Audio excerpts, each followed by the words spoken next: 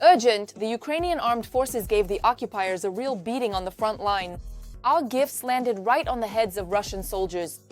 There were sparks everywhere. Pokrovsk and Kupiansk have turned into furnaces devouring Putin's army. Incredible. Madyar is demanding electricity in Moscow. There haven't been strikes like these before. The Russians are covering their ears. In the heart of Russia, the sounds of the Kremlin's defeat can be heard everywhere. Video. China poured fuel on the fire. Beijing destroyed what had been built over years. A pot has broken away from Moscow. Wow, our drones did it. Technologies that have received ovations from the whole world. Ukraine's defense industry has taken off. It soars to the skies while Putin's army lies on the ground. Putin ramped up mobilization but ran into an unexpected twist. All this in our episode of Hell Point. An urgently hot frontline buffet with a surprise. Pokrovsk and Kupiansk have become the points from which the enemy is sent straight to hell. A cauldron with thousands of casualties. Putin's army is melting before our eyes. Instead of bold advances, Kremlin soldiers are facing the failures of the century. The Ukrainian armed forces are grinding down the enemy. A full-scale sweep is underway. The artillery that tears through Russia's might unleashes a barrage of fire, covering equipment and turning it to ash. Lightning-fast decisions by our troops are breaking the front. The Ukrainian army has roasted the enemy so thoroughly that the smoke reaches all the way to Moscow. You have to see this. The generals of the Russian Federation promised Kremlin leader Putin to capture Kupiansk and Pokrovsk, but they still couldn't carry out the order. Putin gave the order to capture them completely by mid-October, well, actually by November. By the way, the deadline was supposed to be October 15th, but they missed it. Now, by mid-November, they have to capture Pokrovsk, Mirnohrad, and Kostiantynivka, or else, apparently, heads and epaulets will roll. Well, at the very least, that means the chief of the general staff and the Air Force general. President of Ukraine Volodymyr Zelensky announced a complete clearing of Kupiansk in the Kharkiv region from the occupiers. There are about 600 Russians left in Kupiansk, where the clearing is taking place. We will clear everything out. We know basically the dates have been set. They were at the headquarters sharing information like this about what we are going to do. The Ministry of Defense of the Russian Federation urgently prepared a response. Allegedly, the Russians are advancing in the city. The head of the Kyiv regime has completely lost touch with reality and, listening to Syrskyi's false reports, has no grasp of the operational situation on the ground at all. Or, on the contrary, he understands the hopelessness of the situation and the real position of the Ukrainian armed forces in Kupiansk. A few days before this, Putin once again reported on successes near Kupiansk. The head of the Russian General Staff, Valery Gerasimov, falsely reported to the Kremlin dictator that Russian troops had completed the encirclement of Ukrainian forces. Your comrades, the fighting and conflict is steadily advancing and progressing on all fronts. However, Ukrainian forces have held their positions despite the enemy shelling the crossings and attempting to break through the defenses. The desire to take control of as much territory as possible in Donbass is intended to demonstrate that they are carrying out their special war, fulfilling their function. Ukrainian units have already managed to regain control over part of the built-up area in the city. A military operation by Ukrainian forces is underway with the objective of cutting off the enemy's supply routes and clearing the city. Several units are taking part in it. We destroy them, but their numbers do not decrease. That is, they are constantly bringing in new forces, sending in new sabotage groups. These saboteurs who are operating in the area tend to avoid direct and open clashes or confrontations with our servicemen. Well, at least for now, this is mainly because they simply lack enough troops, resources, and ammunition to engage effectively. In September, Russian occupiers managed to break through to Kupiansk via a pipeline. Against this backdrop, the situation around the city has escalated. Now, however, the occupiers are trying to infiltrate the city disguised as civilians. When Ukrainian forces manage to completely cut off supply routes and finish clearing Kupiansk, it will complicate logistics for Russian units in this sector and may reduce their operational mobility. It took the Russian Federation's army 21 months to advance just 39 kilometers from Avdiivka to Pokrovsk. Ukrainian forces continue their defensive efforts in the Pokrovsk direction. Very often, fighters who operate closer to the front line will often have to walk to their positions on foot, primarily because of this ongoing Russian drone activity. Traveling by vehicle is extremely dangerous. Russian forces continue their active offensive toward Pokrovsk in the Donetsk region. The Russians keep pushing. They continue trying to use this infiltration tactic, that is, small infantry groups, just like before. In other words, they've been using this tactic for more than a month now. They try to sneak through to get to our position somewhere through the tree lines. Thank you. They try to enter the space between positions. For now, we are able to detect, hold back, and destroy them. In Pokrovsk, it's difficult to conduct combat operations using vehicles because the city is full of anti-tank hedgehogs and concrete triangles. The enemy's infantry mainly uses motorcycles and buggies. They practically have no opportunity to advance further into Kupiansk. Certain measures have been taken there to prevent this from happening, and their numbers are not increasing but are gradually decreasing. Our groups have been sent there. These are not necessarily from the main intelligence directorate or the security service.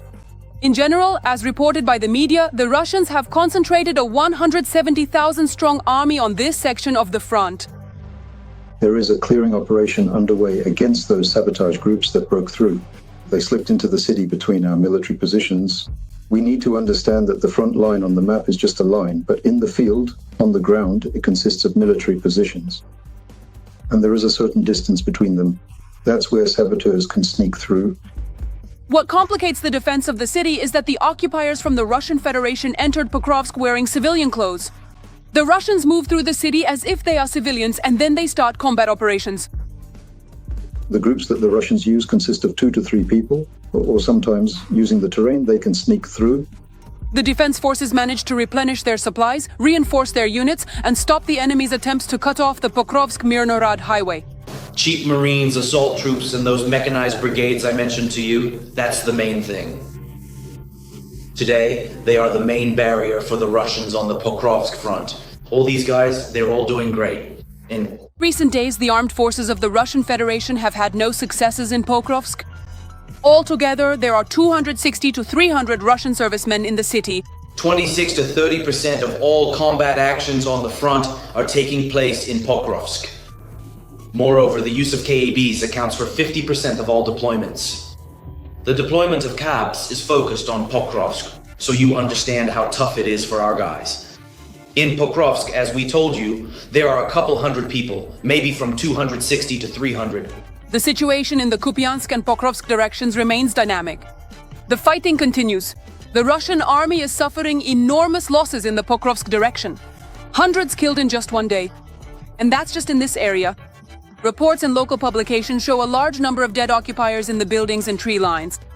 The Russians, in order to save their commanders, not their ranks, but maybe even their heads, will throw everything they have into the fight. They won't spare manpower or equipment. Russia has allocated a significant and substantial amount of manpower and resources to capture this city. They infiltrated, they were supposed to take some actions, just not to hold their positions and build up their forces. To hold their positions, they need something to fight with. What are they supposed to fight with if they have 10, maybe 20 Russians in that spot? Well, 30, maybe a bit more, and that's it. And that's only for a few hours.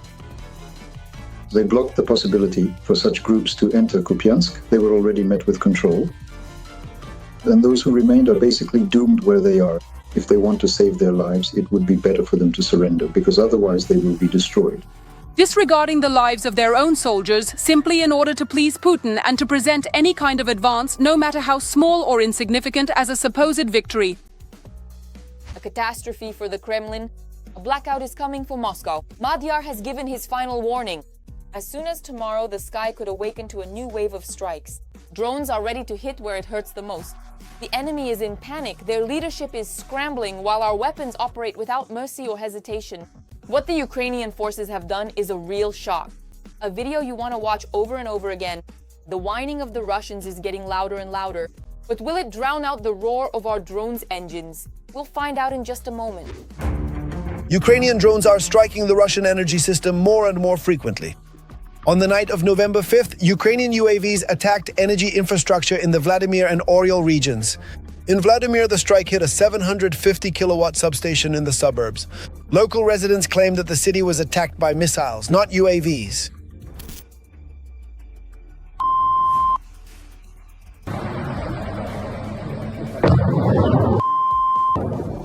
Oryol explosions were heard in the area of the local CHP plant, the largest source of electricity and heat in the region. The attack was most likely a missile strike, since there are neither air defense sounds nor drone buzzing on the video.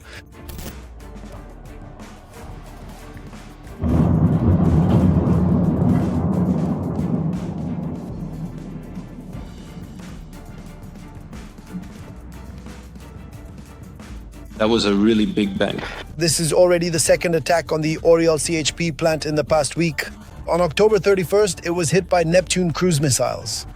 At that time, the city was left without power. Also, on the last day of October, the Vladimir CHP plant was on fire. Moreover, this substation supplies electricity to the central region, including Moscow, Vladimir, Nizhny Novgorod, and partly Ivanovo oblasts. In general, I also participate in power transmission, from the Kalinin nuclear power plant to the Kostroma GRES and other major energy sources. The stable operation of the Vladimir substation is critically important for the reliable balance of Russia's power system. It holds special significance because it is through this substation that electricity from the Kalinin nuclear power plant is supplied. This makes the substation one of the key facilities for the Moscow energy hub. The Ukrainian armed forces want to cause a blackout in the White Stone City by striking substations around Moscow. In recent weeks, even major energy hubs have been targeted. Arzamovskaya 500 kilovolts on October 14th, Balashevskaya 500 kilovolts from October 16th to 25th, Vladimirskaya 750 kilovolts on October 17th through 31st and November 5th, Vishkaima 500 kilovolts on October 18th, Novobryanskaya 750 kilovolts on October 29th, Lipetskaya 500 kilovolts on November 2nd, Frolovskaya 500 kilovolts on November 3rd. According to industry analysts, the goal of the strikes is to deprive Moscow of the ability to receive maneuverable electricity from the Volga hydroelectric power stations. Before these strikes on substations, the head of Unmanned Systems Forces, Robert Brody, warned that it was time for Muscovites to prepare for blackouts. A blackout is nothing to be afraid of. The SBS birds, together with other components of Ukraine's defense forces' deep strike capabilities, promise you a rapid, albeit somewhat forced adaptation. But you'll manage. Matches, flashlights, candles. By the way, take this opportunity to use your favorite battery-powered garlands. We won't be informing you about every 750 kilowatts, 500 kilowatts, and so on pecked by the birds. Just go by the principle. Light means warmth. Bada boom, dark and cold. Well, your reconnaissance in the public channels is working flawlessly for now, as long as the internet is still up. The strikes were announced and the strikes happened. Even though the enemy knew exactly which of their infrastructure would be targeted, they still couldn't organize their response effectively. Because the warnings about upcoming blackouts came first, and only after that did the drones start flying. If such strikes continue in the short term, Moscow will be left without electricity. Plus, there are strikes on gas storage facilities and gas distribution stations. So the capital of the Russian Federation will be left not only without electricity, but also without heat. The world is holding its breath at this incredible turn of events. China, which for years stayed on the sidelines, has now sharply changed its course. All of Beijing's actions are now against the Kremlin. Xi Jinping is now siding with Trump. The first signals have been sent. The alliance with Moscow is falling apart at the seams. Washington is pushing through and Beijing is giving in. Did Trump really manage to do the impossible? All the details are coming up right now in our report. Is this a truce or the calm before the storm? China has announced the suspension of the additional 24% tariff on American goods. The easing will last for a year. At the same time, the base tariff of 10%, which was introduced in response to a similar tariff by Trump, announced by him in April, the month of April, a time of renewal and growth.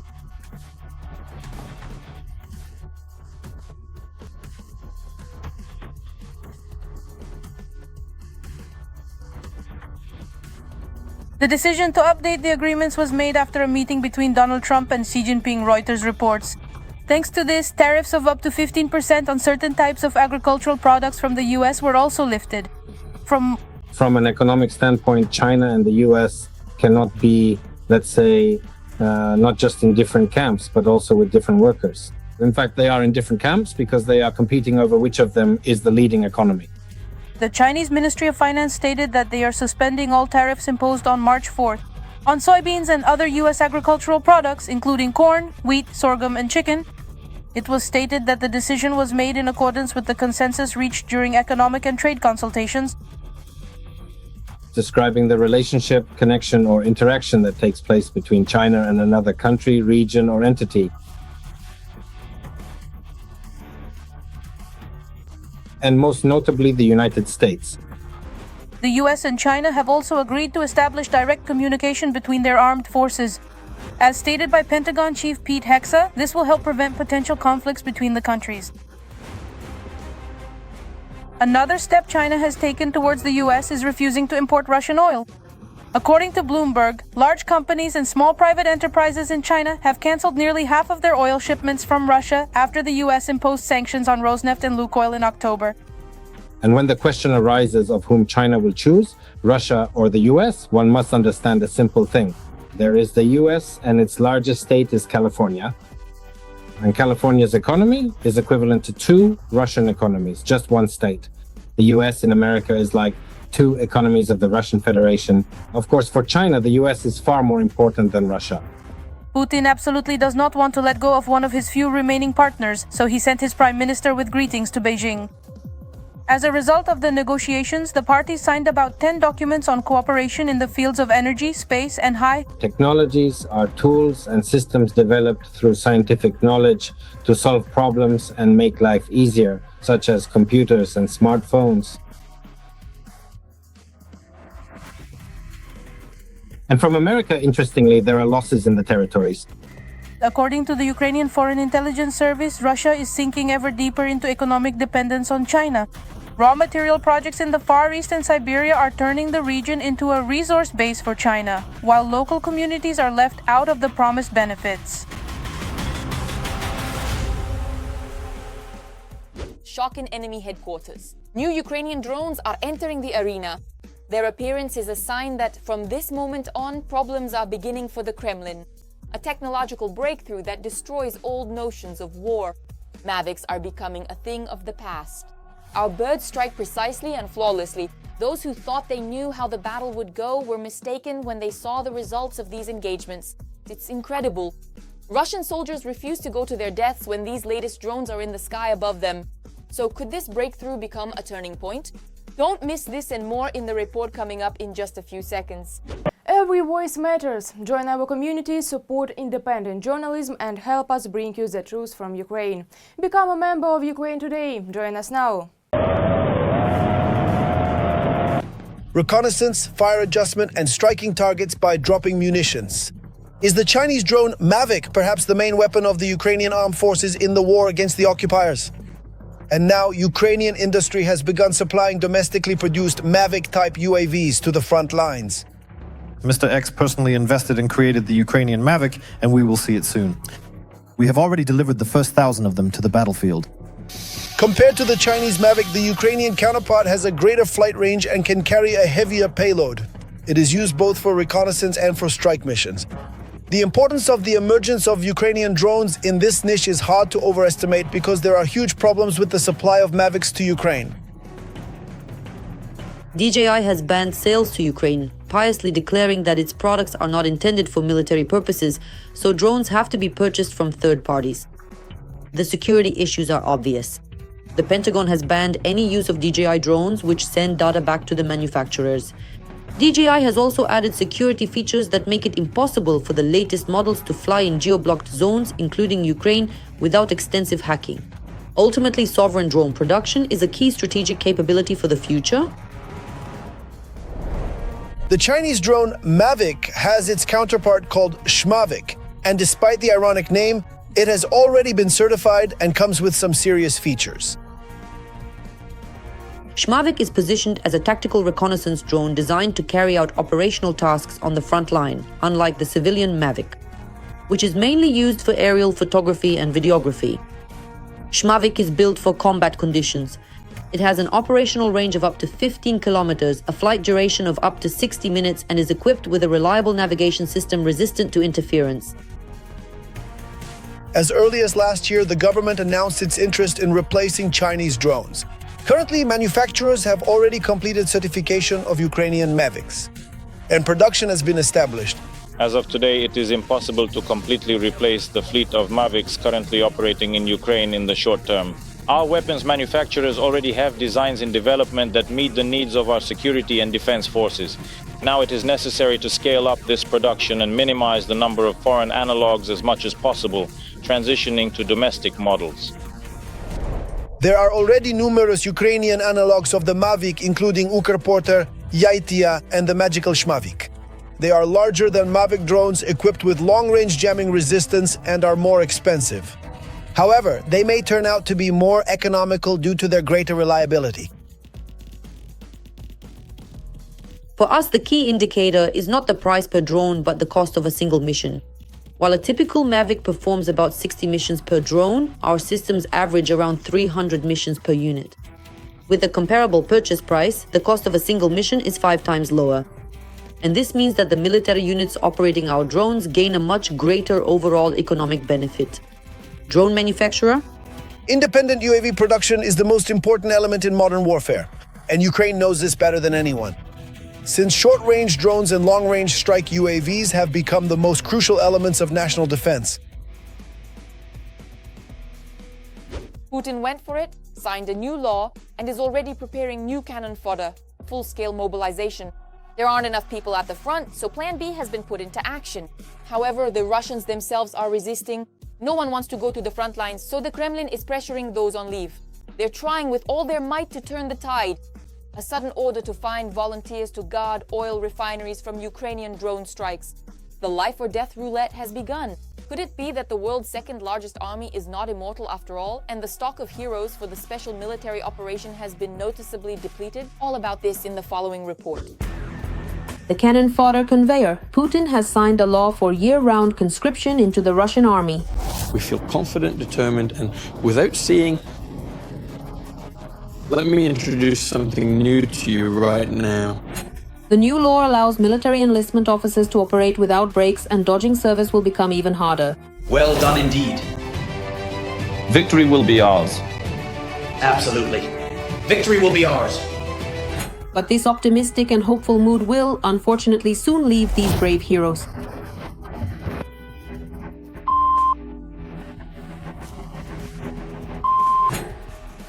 And they will lose even more, because Putin is doing everything to make that happen.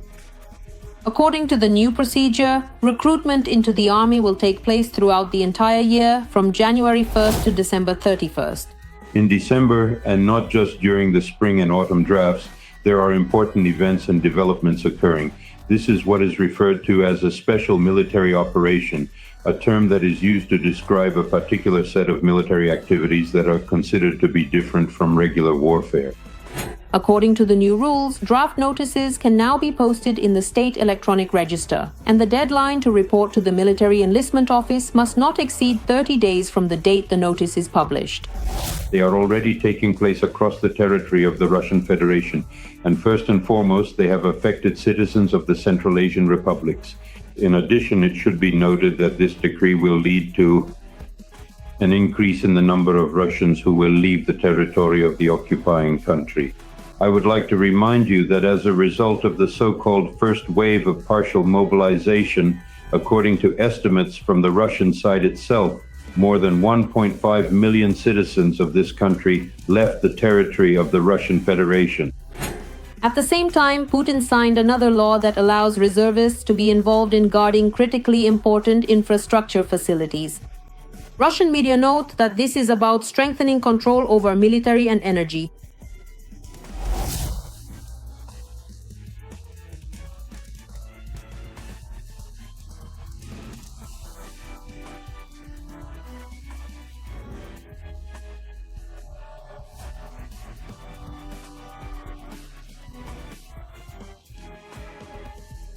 Apparently, they will be sent directly to the front line of combat. In other words, strategic sites will now be protected right at the zero line. Simply put, Putin's new rules effectively legalize year-round raids and constant pressure on conscripts. And while the Kremlin dictator makes decisions from his warm office and tells stories about how Russians are supposedly lining up voluntarily to go fight, Our guys are going voluntarily. They're going on their own. And here, 50 to 60,000 guys come on their own every month. At the front, Russian soldiers cursed the day. Some were lured by money but ended up with nothing. Others were simply deceived and thrown in as cannon fodder. My head got straightened out pretty quickly. It only took me about 3 or 4 months to fully grasp the reality of the situation. I'd rather get caught and go to prison than go back there. At the beginning of the full-scale invasion of Ukraine, the aggressor country Russia lost about 1.5 million soldiers. Since the beginning of 2025, 336,000 citizens of the Russian Federation have signed contracts with the armed forces of the Russian Federation. And now attention to the assessments of British intelligence. The losses of Russian occupiers from January to November amounted to 353,000 military personnel. In other words, the losses of the Russian army are much greater than their ability to replenish their personnel. That is, the issue of replenishing personnel is being addressed at the expense of volunteers. Even with financial incentives, and most of the volunteers are residents of Russia's depressed regions, this does not solve the problem of replenishing personnel. No matter how many soldiers the Kremlin sends to Ukraine, only defeat and death await them here. And the Russian ruler understands this perfectly well. But he doesn't care. That's all from me for now. This was me, Darina Hutsakalo. There will be even more hellish news in our next episode. And in the meantime, don't forget to subscribe and leave a like. See you